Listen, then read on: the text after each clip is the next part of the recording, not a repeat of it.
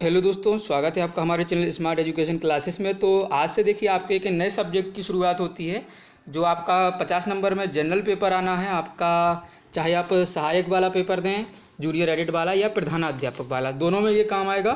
तो आज का जो पर्यावरण और पारिस्थितिकी आपका टॉपिक लिया है हमने एनवायरनमेंट में, और ये क्या है, बेस है आपका पूरे एनवायरनमेंट का। ठीक है ना। तो वीडियो लंबा भी हो सकता है, तो लेकिन वीडियो को आप अच्छे से देखिए, काफ़ी जो है आपके कॉन्सेप्ट इसमें क्लियर होंगे। ये पहली क्लास है और इसके लगभग जो है कम से कम 20 वीडियो जरूर बनेंगे पहले, लेकिन जो आपके महत्वपूर्ण 10 वीडियोज़ हैं वो आपको दे दिए जाएंगे।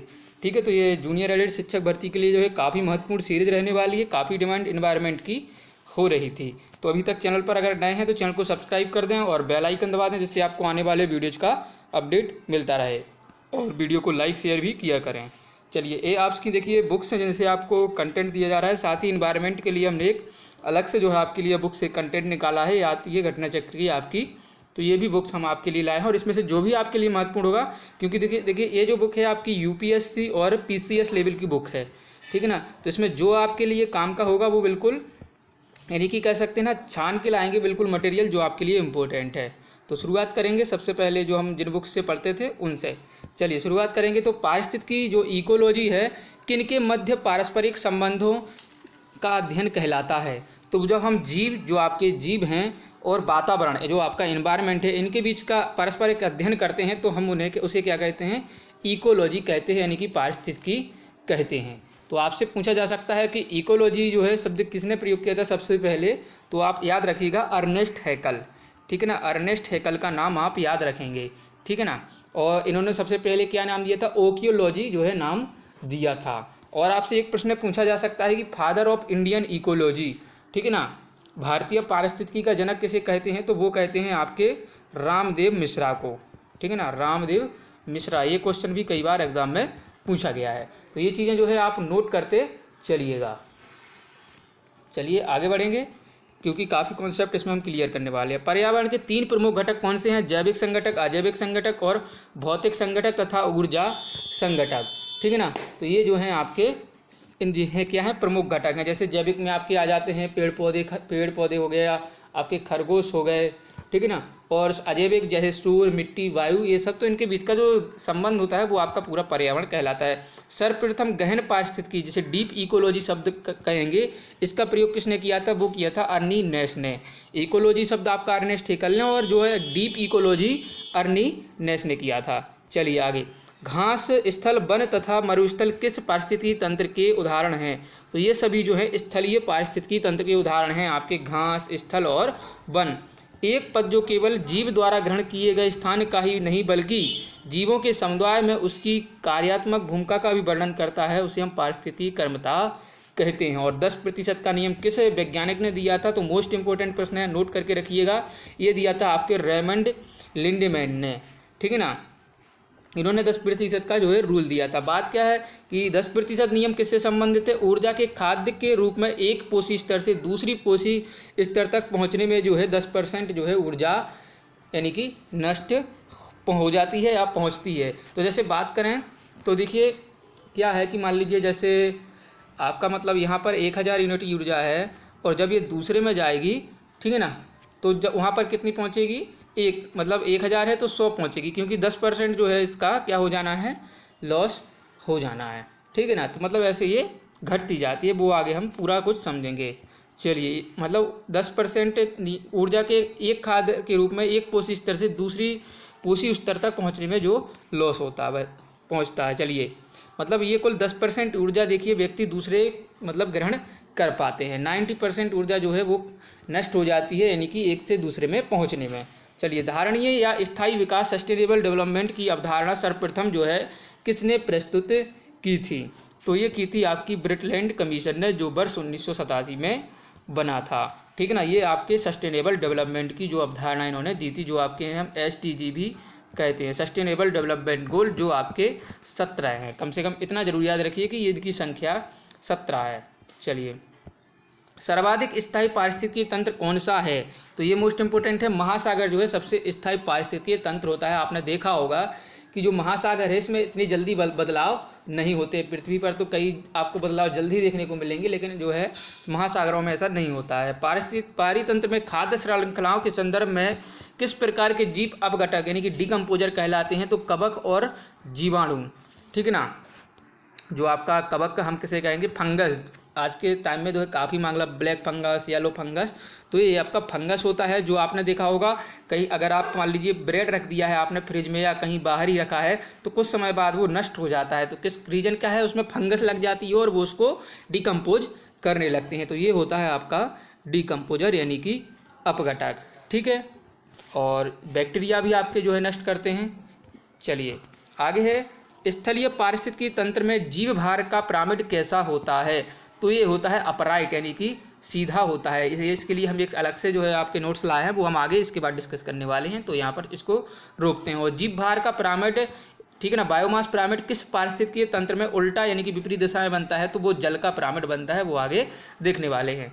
पारिस्थितिकीय तंत्र में तत्वों के चक्रण को क्या कहते हैं? तो इसे कहते हैं हम बायो जियोकेमिकल साइकिल यानी कि जैव भू रासायनिक चक्र कहा जाता है। और समुद्री वातावरण में कौन से जीव मुख्य प्राथमिक उत्पादक होते हैं? तो वो होते हैं आपके फाइटोप्लैंक्टन, जिन्हें हम प्लवक भी कहते हैं। और पारितंत्र का गतिक हृदय किसे माना जाता है? ऊर्जा प्रवाह व खनिज चक्र को माना जाता है।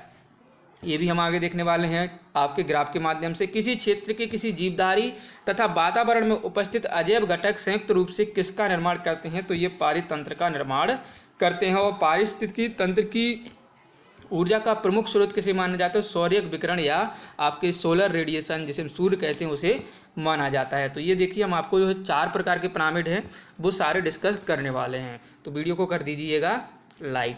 चलिए देखिए, जैसे ऊर्जा का पिरामिड पूछा जाता है कि कैसा बनता है, तो वो बनता है आपका सीधा यानी कि अपराइट। देखिए सबसे पहले आते हैं आपके पौधे, पौधे के बाद आते हैं खरगोश, खरगोश के बाद आएगा आपका बिल्ली और बिल्ली के बाद आएगा शेर।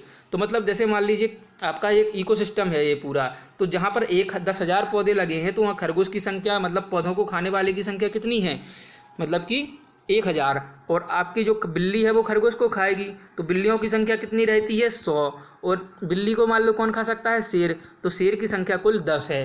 तो ये होता है ना कि ऐसा बनता है, नीचे संख्या बड़ी रहेगी, ऊपर छोटी होती जाएगी, यानी कि ऊर्जा का परिमाण, यानी कि इनसे ऊर्जा एक दूसरे में ट्रांसफ़र होती है। मान लीजिए 1000 पौधे हैं और 1000 शेर हो जाएं, मतलब 10,000 शेर हो जाएं, तो कितना मतलब जीना ही मुश्किल हो जाएगा। तो ये पूरा रूल बनाया गया है, ठीक है ना।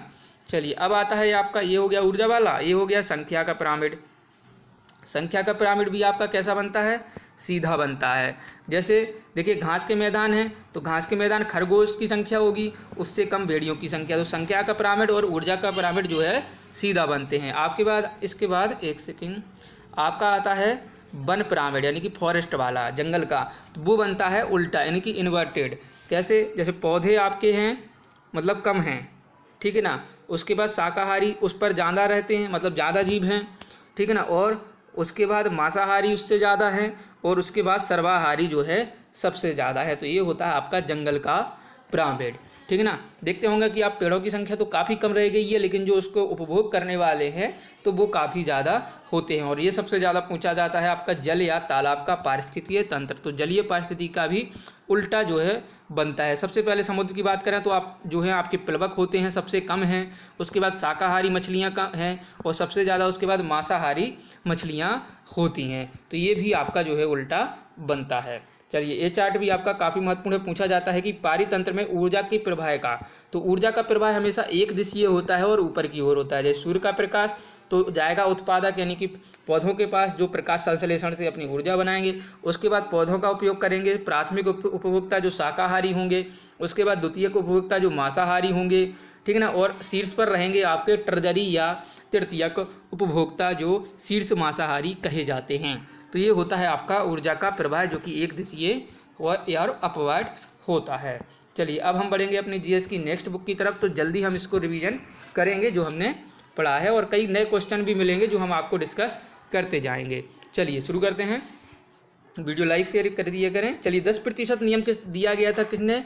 लिंडमैन ने जो है 10% का नियम दिया था, जिसमें उन्होंने बताया था कि एक जो है मतलब एक जीव से दूसरे जीव में पहुंचती है जो ऊर्जा, वो केवल 10% हिस्सा ही पहुंच पाता है। और 10% नियम के तहत एक पोषण स्तर से दूसरे पोषण स्तर तक जो है ऊर्जा का 10% भाग ही स्थानांतरित होता है, यानी कि 90% जो है वो यानी कि नष्ट हो जाता है। और जीव से जैवमंडल तक जैविक संगठन का सही क्रम क्या है? जनसंख्या, समुदाय, पारिस्थितिकी तंत्र और भूदृश्य, ठीक ना। तो ऐसे पारिस्थितिकी की सबसे छोटी इकाई क्या होती है? आपकी जो है जनसंख्या होती है, ठीक है। और जो आपका देखिए पारिस्थितिकी तंत्र है, ये क्या होता है? सबसे छोटी पूर्णतः इकाई पहुंची जाए तो वो पारिस्थितिकी होती है। तो इन दो के बारे में कम से कम जरूर याद रखिएगा, ये हर बार पूछी जाती हैं। स्वपोषी स्तर पर उत्पादन को कहा जाता है प्राथमिक उपभोक्ता, और परपोषी स्तर के उत्पादन के संदर्भ में हम कहते हैं द्वितीयक उपभोक्ता। और एक पारिस्थितिकी तंत्र में ऊर्जा की मात्रा एक पोषण स्तर से अन्य पोषण स्थानांतरण में क्या होता है? घटती जाती है, क्योंकि 90% उसका हिस्सा जो है मतलब कि नष्ट होता जाता है और 10% ऊर्जा ही स्थानांतरित होती है। ये नियम हम पढ़ चुके हैं। कुछ कारणों बस यदि तितलियों की जाति स्पीसीज की संख्या में बड़ी गिरावट होती है तो इसके संभावित परिणाम क्या हो सकते हैं? तो क्या होगा कि कुछ पौधों के परागण पर प्रतिकूल प्रभाव पड़ सकता है, क्योंकि तितलियां जो है पौधों को परागण जो है एक स्थान से दूसरे स्थान पर ले जाती हैं, तो कई जो है पौधों की प्रजातियां भी विलुप्त हो सकती हैं। इनके कारण इनके जो सहजीवी मतलब इनके जैसे होते हैं, जैसे बर्र हो गया, मकड़ियाँ, पक्षियों की कुछ प्रजातियों की समष्टि में भी गिरावट हो सकती है। तो देखिए जो चीज़ जिस पर डिपेंड रहेगी तो वो भी तो नष्ट होगी ना। तो पारिस्थितिकी पारस्परिक संबंधों का अध्ययन है जीव और वातावरण के बीच, और जीव विज्ञान की वह शाखा जिसमें जीव समुदायों तथा उनके वातावरण के मध्य पारस्परिक संबंधों का अध्ययन करते हैं उसे हम पारिस्थितिकी कहते हैं। और अर्नेस्ट हेकल ने पारिस्थितिकी जो इकोलॉजी शब्द का प्रयोग किया था ओकियो और लॉजी के नाम से, ठीक है ना। चलिए, जिसमें आपका देखिए इन्होंने ओकियो और लॉजी दिया था ना, तो ओकियो क्या है? आपका हाउस, ठीक है ना। इसको दो भागों में बांटेंगे। और लॉजी का मतलब क्या होता है? स्टडी या अध्ययन। जीवधारियों के कार्बनिक और अकार्बनिक वातावरण और पारस्परिक संबंधों के अध्ययन को पारिस्थितिकी अथवा पारिस्थितिकी विज्ञान कहते हैं। यह किसने बताया था? ये अर्नेस्ट हेकल ने आपके जो है बताया था। चलिए, जीवधारियों के ये हो गया ना। इसके बाद आते हैं पारिस्थितिकी प्रकृति की संरचना एवं प्रक्रिया का अध्ययन है। यह बताया था किसने? यूनिट ओडम ने, ठीक है ना। क्या बताया उन्होंने? कि पारिस्थितिकी प्रकृति की संरचना एवं प्रक्रिया का अध्ययन है आपका।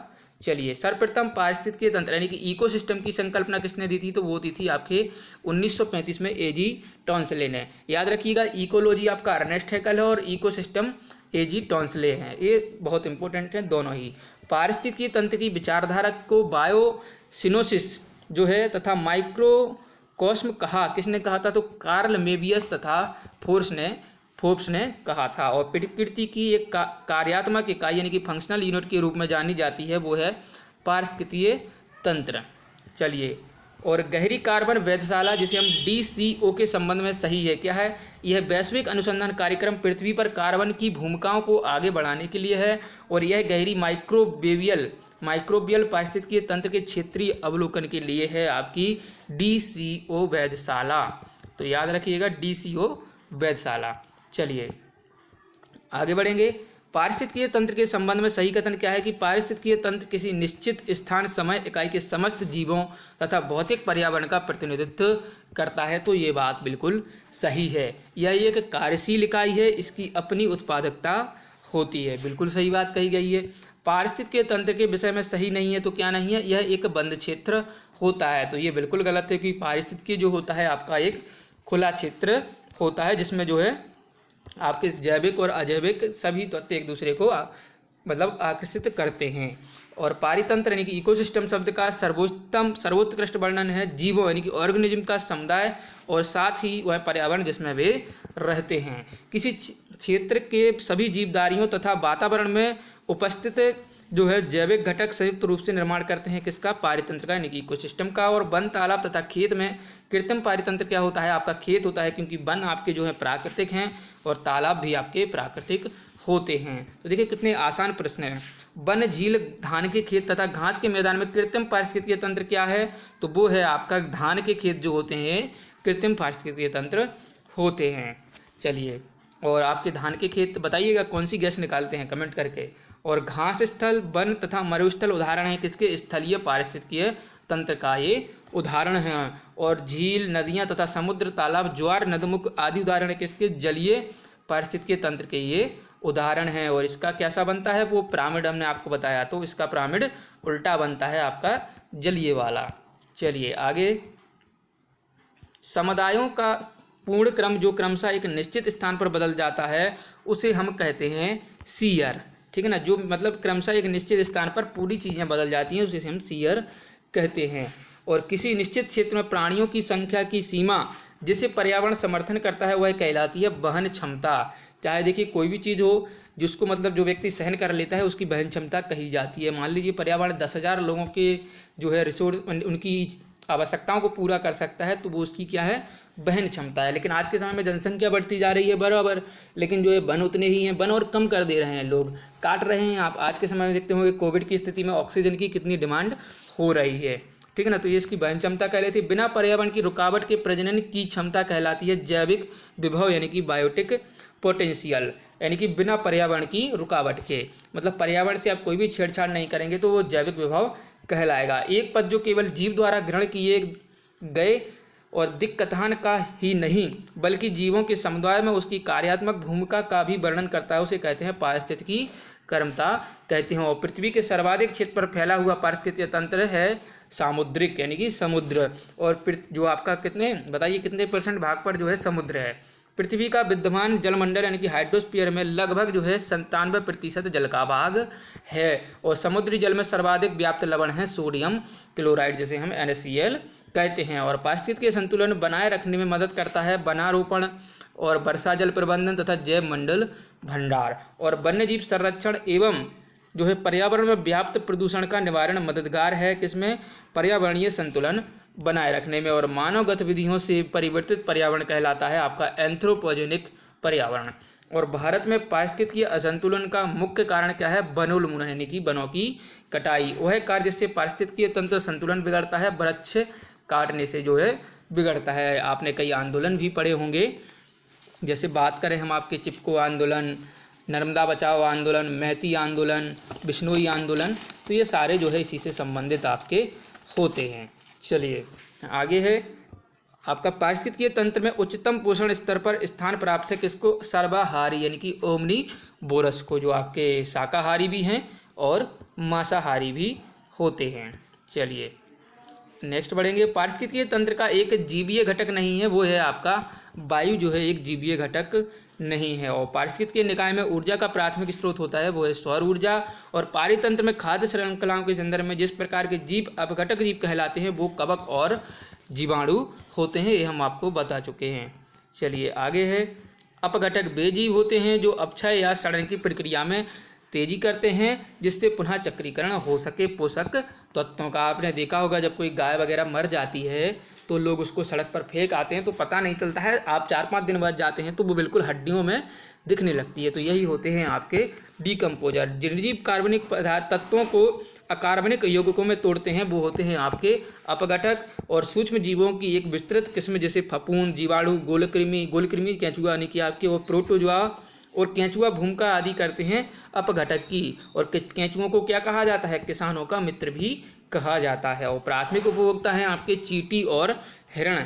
और किसी खाद्य श्रृंखला में मुख्यतः प्राथमिक उपभोक्ताओं की श्रेणी में आते हैं कौन, शाकाहारी लोग। और अपघटक तथा प्राथमिक उपभोक्ता दोनों की श्रेणी में कौन आती है, आपकी चींटी। ये आपकी एक डिकम्पोजर भी हो और आपकी ये जो है प्राथमिक उपभोक्ता भी होती है। और बेजीवदारी जो अपना भोजन प्राथमिक उत्पादक यानी कि हरे पौधों से प्राप्त करते हैं उन्हें प्राथमिक उपभोक्ता कहते हैं। और खाद्य श्रृंखला फूड चेन में पाद प्लवक घास तथा वृक्ष में है क्या, प्राथमिक उपभोक्ता हो जो आपके समुद्र में पाए जाते हैं। और इकोसिस्टम के संबंध में उत्पादक पहले आएंगे फिर प्राथमिक उपभोक्ता से, मतलब कि उत्पादक जो है वो प्राथमिक उपभोक्ता से अधिक होते हैं, तभी तो जो है इनकी पूर्ति कर पाएंगे। और जैविक तथा अजैविक संगठनों के मध्य बिचौलियों का कार्य कौन करते हैं, ये उत्पादक करते हैं। और एक पारिस्थितिकीय तंत्र की खाद्य श्रृंखला में जंतु प्लवक टिड्डे एवं गाय होते हैं। चलिए आपने देखा होगा जंतु प्लवक कौन होते हैं, टिड्डे एवं गाय, जो कि आपके प्राथमिक उपभोक्ता होते हैं। और एक पारिस्थितिकीय तंत्र के खाद्य श्रृंखला में पक्षी, मछलियाँ तथा भेड़ियाँ क्या कहलाएंगी, ये आपकी द्वितीय उपभोक्ता कहलाएंगी, क्योंकि इनमें से कोई भी जो है हरी घास यानी कि जो पौधों से है डायरेक्ट नहीं जुड़ता है।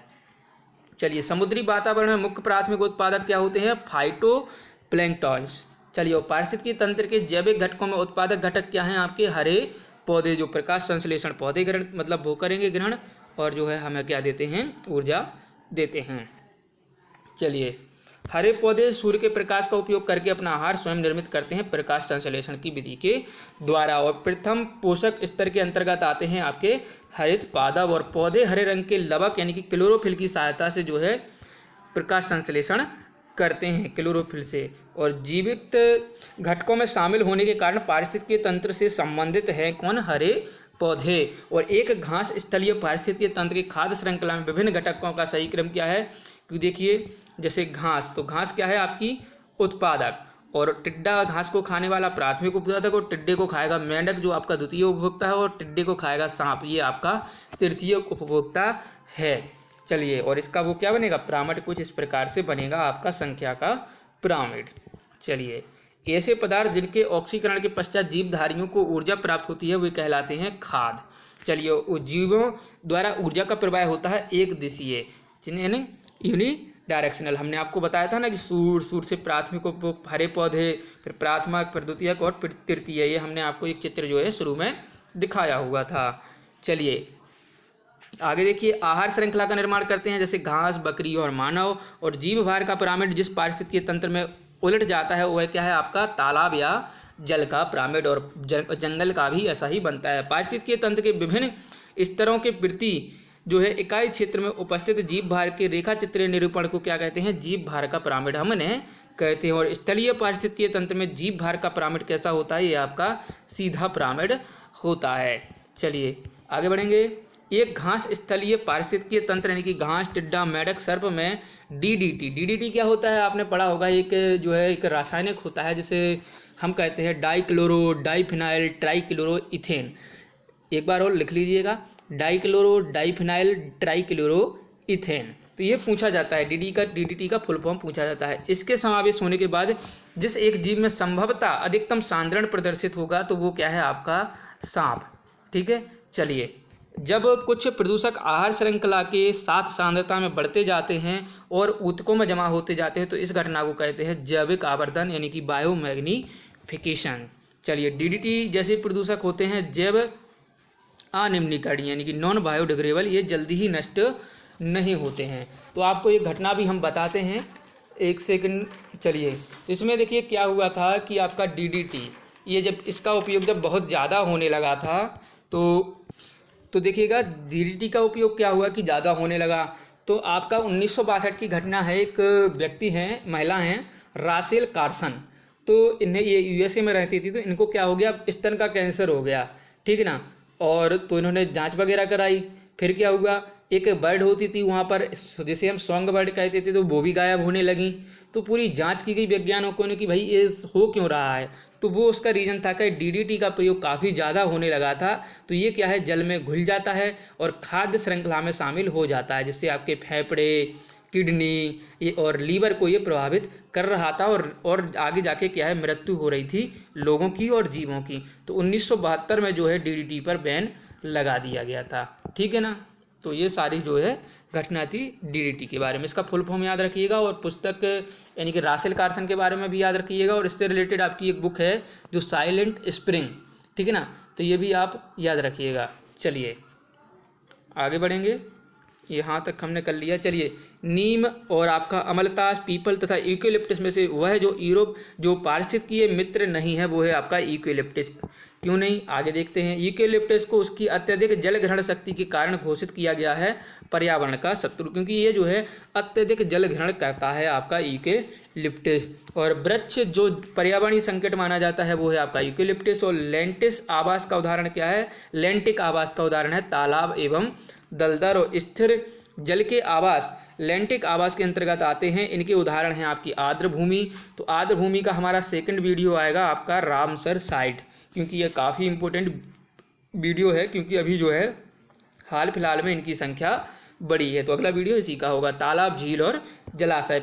बहते जल के आवास यानी कि लोटिक आवास कहे जाते हैं, जैसे आपका नदी हो गया। दो भिन्न समुदायों के बीच का संक्रमित क्षेत्र कहलाता है आपका इक्वेटन। मान लीजिए ये आपका स्थल है, ठीक है, और ये भरा है आपका जल।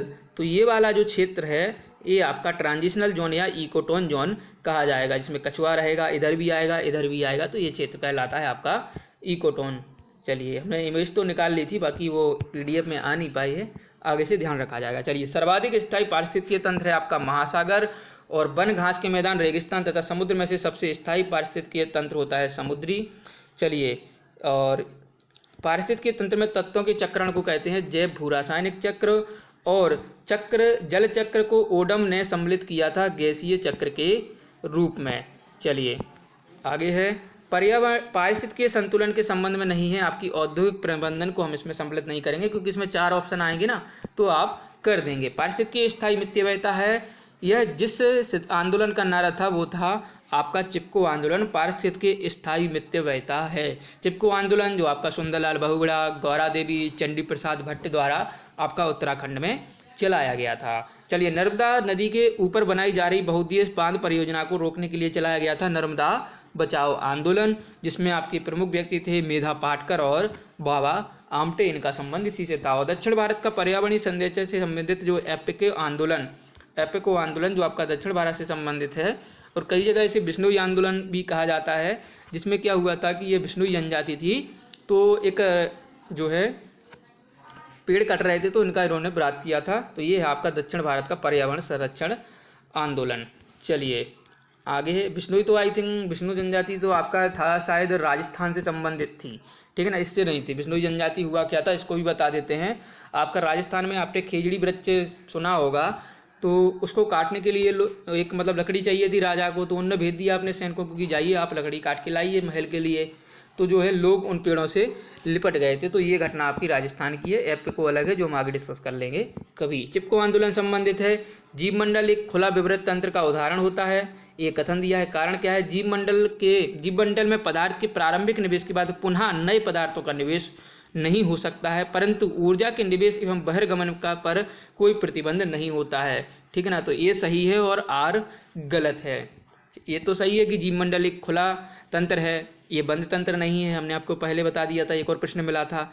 लेकिन जो जीवमंडल में पदार्थ के प्रारंभिक निवेश के बाद पुनः नए पदार्थों का निवेश नहीं हो सकता है, परंतु ऊर्जा के निवेश एवं बहिर्गमन का कोई प्रतिबंध नहीं होता। तो ये चीज़ गलत है, क्योंकि जो एक प्रारंभिक निवेश के बाद पुनः नए पदार्थों का निवेश हो सकता है।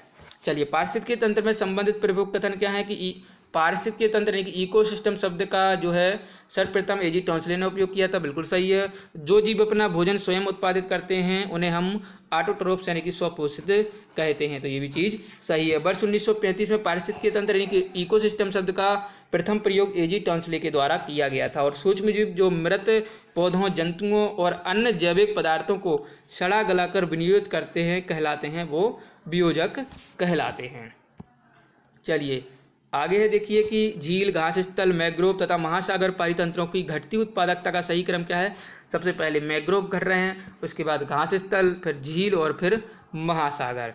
चलिए, आगे है, आगे देखिए जो है अधिक विविधता वाले परितंत्र की उत्पादकता भी होगी अधिक, क्योंकि जहाँ पर डाइवर्सिटी ज़्यादा होगी तो वहाँ पर उत्पादकता भी ज़्यादा होती है। खाद्य श्रृंखला उस क्रम का निर्देशन करती हैं जिसमें जीवों की एक श्रृंखला एक दूसरे के आहार द्वारा होती है, क्या पोषित होती है। और पारिस्थितिक तंत्र में ऊर्जा का अंतरण क्रमबद्ध स्तरों की एक संख्या में होता है, जिसे कहते हैं हम खाद्य श्रृंखला। और जैवमंडलीय पारिस्थितिकी तंत्र में ऊर्जा का प्रवाह होता है एक दिशीय होता है, ठीक है ना, हमने आपको चार्ट के माध्यम से बताया था। और ऊर्जा का ना तो सृजन हो सकता है और ना ही उसे नष्ट किया जा सकता है, यह एक स्वरूप से दूसरे स्वरूप में परिवर्तित हो सकती है। ये क्या कहता है, आपका ऊष्मा गतिका के नियम के जो पहला नियम है उसमें कहा गया है कि ना तो ऊर्जा को नष्ट किया जाता है और ना इसका सृजन किया जा सकता है, ये केवल ट्रांसफर होती है। और प्रथम पोषण स्तर से द्वितीय पोषण स्तर तथा द्वितीय पोषण से तृतीय पोषण स्तर पर उपलब्ध ऊर्जा की मात्रा घटती जाती है, क्योंकि 90% ऊर्जा नष्ट होती जाती है। और विभिन्न पारिस्थितिक तंत्रों में उत्पादकता की सकल उत्पादकता का वह भाग जो शाकाहारियों द्वारा स्वांगीकृत हो पाता है, वो केवल 10% हिस्सा ही उपयोग हो पाता है। और सर्वप्रथम गहन पारिस्थितिकी के डीप इकोलॉजी शब्द का प्रयोग अर्नीस ने किया था। और इकोलॉजी का किसने किया था, आपके बताइए। इकोलॉजी शब्द का प्रयोग सबसे पहले किसने किया था, आपके हमने दोनों बता दिए ना, एक का अरेस्ट हेकल और डीप वाला अर्नीनेस। पारिस्थितिकीय संक्रमण अवधारणा का सर्वप्रथम प्रमोट किया था वेनेट के द्वारा, और पारिस्थितिकीय निश्चय यानी कि आला की संकल्पना को प्रतिपादित किया था ग्रिनेल ने। और पारिस्थितिकीय पदछाप की माप की इकाई क्या है? भूमंडलीय हेक्टेयर। और एक मनुष्य के जीवन को पूर्ण रूप से धारणीय करने के लिए आवश्यक न्यूनतम भूमि को क्या कहा जाता है? पारिस्थितिकीय पदछाप कहा जाता है। ये चीज़ें याद रखिएगा। आवेगशील जीवन शैली जिसमें पारिस्थितिकीय तंत्र के घटकों तथा जल, ऊर्जा इत्यादि की आवश्यकता से अधिक दोहन किया जाता है, वो बढ़ा देती हैं पदचाप के आकार को। और वन्यजीव संरक्षण अधिनियम 1972 में आया। प्रोजेक्ट टाइगर 1973 में आया।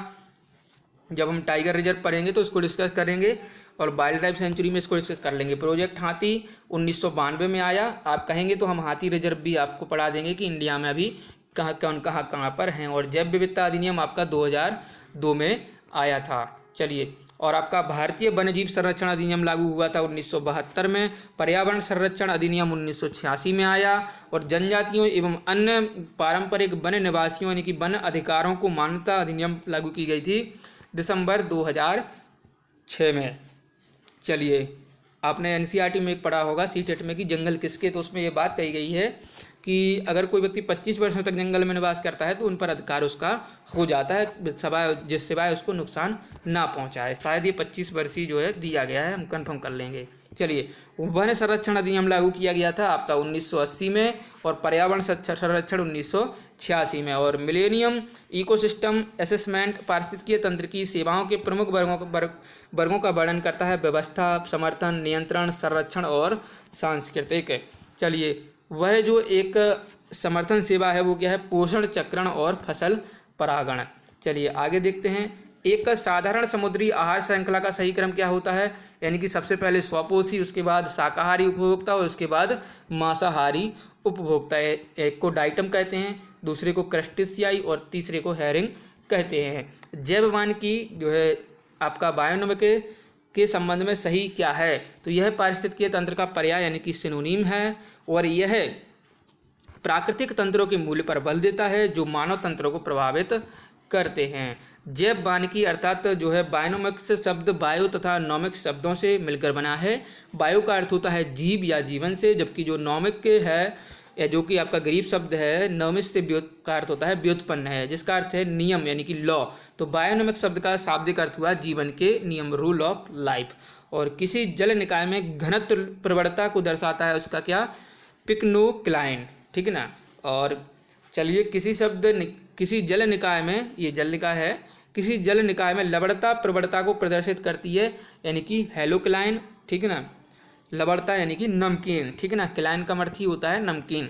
और किसी जल निकाय में गहराई के साथ तापमान परिवर्तन को दर्शाता है वो है थर्मोक्लाइन। थर्मो क्या हो? आपका तापमान से संबंधित होता है।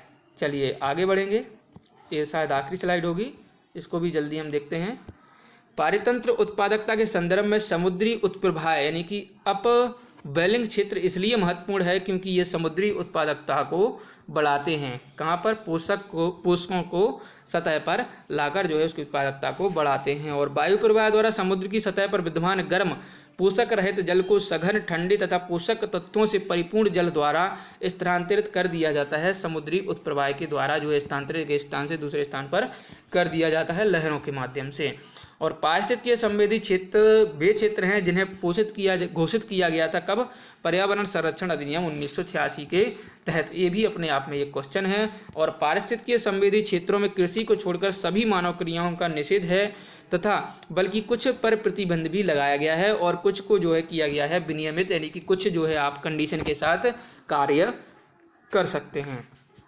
घास स्थलों में वृक्ष पारिस्थितिकीय अनुक्रमण के अंश के रूप में जिस कारण घासों को प्रतिस्थापित नहीं करते हैं वह है जल की सीमाओं एवं आगे के कारण जो है इनको प्रतिस्थापित नहीं करते हैं। चलिए, भौतिक वातावरण में किसी समुदाय का समय के साथ स्थानांतरण ही क्या कहलाता है? पारिस्थितिकीय अनुक्रमण कहलाता है। और जैविक अनुक्रमण की प्रावस्थाओं का सही क्रम क्या है? नगरीकरण, प्रवास क्या है ना, एक दूसरे स्थान से दूसरे, और आस्थापन, प्रतिक्रिया और स्थिरीकरण, ठीक है ना। तो ये पूरा नियम है स्थिरीकरण, एक स्थान से दूसरे स्थान पर स्थिर होने का। और वर्ष 1916 में पौधों की विभिन्न प्रजातियों का अध्ययन किया गया तथा अनुक्रमण यानी कि सक्सेशन की सर्वमान्य परिभाषा दी थी एफ क्लेमेंट ने। चलिए, और वह प्राकृतिक विधि जिसके अंतर्गत एक ही निहित तथा निश्चित स्थान पर एक विशेष समूह दूसरे समूह द्वारा विस्थापित हो जाता है, वो कहलाता है आपका अनुक्रमण। तो देखिए सारे जो है ये 4-5 क्वेश्चन में एक ही बात कही गई है। तो ये था आपका पर्यावरण एवं पारिस्थितिकी का वीडियो। अगला वीडियो आपका आएगा जो है आर्द्रभूमि क्षेत्र। ठीक है, तो वीडियो अच्छा लगा है लाइक करिए, शेयर करिए, क्योंकि ज़रूरी नहीं कि जो चीज़ आपको अच्छी लगे, ठीक है ना, तो वो आपके काम मतलब आपके लिए कहने का मतलब ये है आसान भाषा में कि जो चीज़ आपको समझ नहीं आ रही है तो उसको ज़रूरी है कि आप समझें, क्योंकि आपके एग्ज़ाम में वही आना है। मतलब स्टूडेंट क्या करते हैं कि जो चीज़ उन्हें ज़्यादा पसंद होती है वो पढ़ते जाते हैं। मान लीजिए आपका हिस्ट्री में मतलब अच्छा मन लगता है तो आप हिस्ट्री तो पढ़ते जा रहे हैं, लेकिन आपका एनवायरनमेंट में मन नहीं है और आप उसको इग्नोर करेंगे तो आप अपने साथ धोखा कर रहे हैं। ठीक है ना, तो जो चीज़ समझ में ना आए उसको ज़रूर पढ़िएगा, क्योंकि वो समझने की ज़रूरी है आपके एग्ज़ाम के लिए। धन्यवाद, मिलते हैं अगले वीडियो में। जय हिंद, जय भारत।